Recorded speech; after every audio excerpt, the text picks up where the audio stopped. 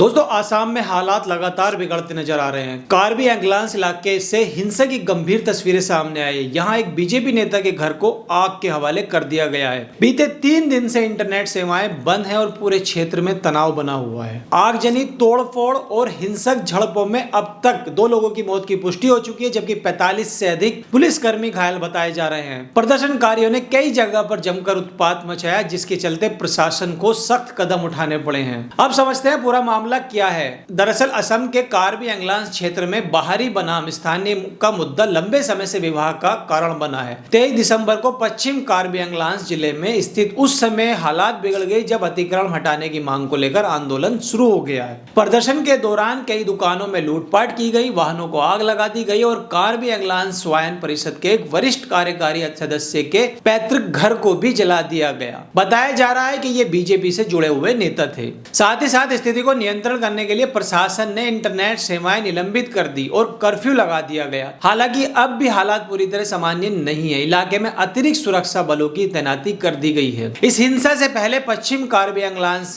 के फेलांगपी इलाके में पिछले 2 हफ्तों से भूख हड़ताल चल रही थी। ये भूख हड़ताल 9 लोगों ने शुरू की थी, जिसमें से अधिकांश बिहार, बंगाल और नेपाल से बताए जा रहे हैं। दोस्तों उनका दावा है कि वे दशकों से यहाँ पर रह रहे हैं। साथ ही पुलिस के अनुसार सोमवार को स्वास्थ्य कारणों से भूख हड़ताल पर बैठे लोगों को हटाया गया था, लेकिन स्थानीय लोगों ने इसे गिरफ्तारी समझ लिया, जिससे गुस्सा भड़क उठा और हिंसा फैल गई। आसाम के डीजीपी हरमीत सिंह ने बताया कि उन्होंने प्रदर्शनकारियों से बातचीत की थी और साथ ही हिंसा न करने का भरोसा भी मिला था। इसके बावजूद भीड़ ने पत्थरबाजी की, बम फेंके और तीर चलाए और दुकानों में आग लगा दी। साथ ही डीजीपी ने बताया कि उन्हें भी पत्थर लगने से कंधे में चोट आई है। उन्होंने चेतावनी दी कि कानून हाथ में लेने वालों पर सख्त कार्रवाई की जाएगी। कार्बी एंगलांस और पश्चिम कार्बी एंगलांस दोनों ही आदिवासी बहुल पहाड़ी जिले हैं। ये इलाका कार्बी एंगलांस ऑटोनोमस काउंसिल यानी कि केएसपी के अंतर्गत आता है, जिससे संविधान की 6ठी अनुसूची के तहत विशेष अधिकार प्राप्त है। इसके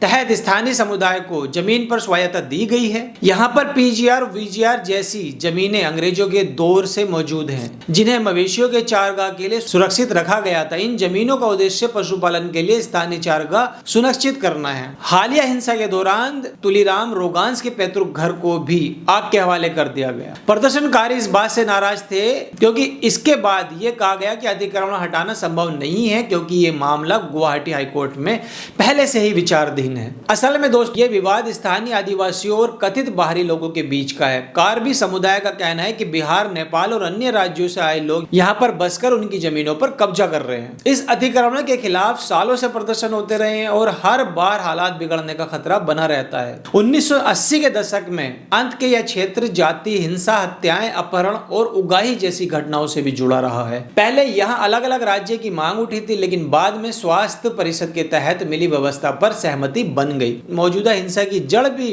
वही पुराना जमीन और पहचान का विवाद है। इन हाली घटनाओं ने एक बार फिर साफ कर दिया है कि जब तक जमीन विवाद का स्थानीय समाधान और समुदायों के बीच भरोसा कायम नहीं होता, तब तक हालात बार बार बिगड़ते रहेंगे। साथ ही फिलहाल तनाव को देखते हुए इंटरनेट सेवाएं बंद कर दी हैं। स्थायी रूप से कार्बी समुदाय को डर है कि बाहरी लोगों की बढ़ती मौजूदगी से उनकी पहचान और अस्तित्व को खतरा हो गया है। इसी डर के चलते प्रदर्शन शुरू हुआ और धीरे धीरे वो उग्र हो गया। इस वक्त भी हालात नाजुक बने हुए हैं। अब देखना होगा कि क्षेत्र में शांति कब और कैसे बहाल होती है। दोस्तों फिलहाल इस खबर में इतना ही। आपकी इस पर क्या राय, आप हमें कमेंट करके बताइए। वीडियो को लाइक, चैनल को सब्सक्राइब करना ना भूलें। जय हिंद, जय भारत।